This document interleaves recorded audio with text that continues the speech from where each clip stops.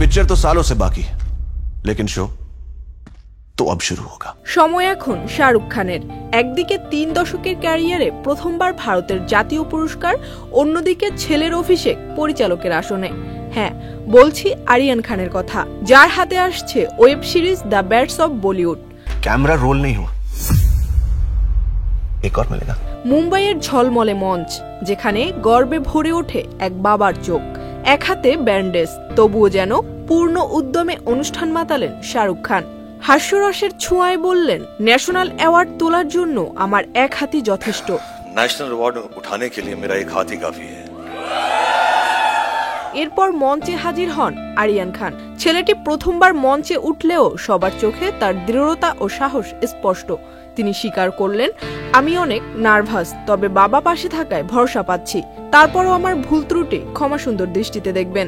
আজ मैं बहुत नर्वस हूं, तो पापा है ना, बैक अप। দর্শকরা তখন খুবই উচ্ছ্বসিত। অনেকেই মনে করেছিলেন আরিয়ান হয়তো বাবার মতোই নায়ক হবেন, শেকড় থেকে শিখরে। কিন্তু তিনি পরিচালক হিসেবে এসে প্রমাণ করলেন নতুন প্রতিভার জোয়ার। পর্দায় তাকে দেখে সবাই আনন্দে ভরে ওঠে। এরপর উপস্থিত হন শাহরুখের স্ত্রী, সিরিজের প্রযোজক গৌরী খান। মঞ্চে স্বামী স্ত্রী দুজনের গর্ব আর আনন্দে ভরে ওঠে পুরো অনুষ্ঠান। সেখানেই শাহরুখের এক মন্তব্যে হইচই পড়ে যায়, আমার বয়স যখন 60 ছুঁই ছুঁই হবে, যেদিন বড় পরিচালকেরা আমার সঙ্গে কাজ করতে চাইবেন না, সেদিন আমি আমার নিজের পরিচালক আরিয়ানকেই নিয়ে আসব।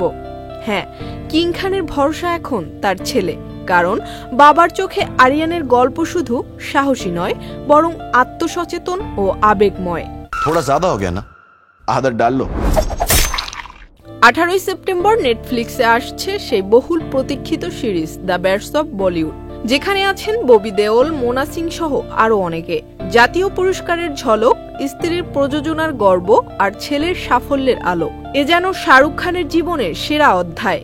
কারণ কিং খান শুধু বলিউডের রাজা নন, তিনি এক গর্বিত স্বামী ও বাবা।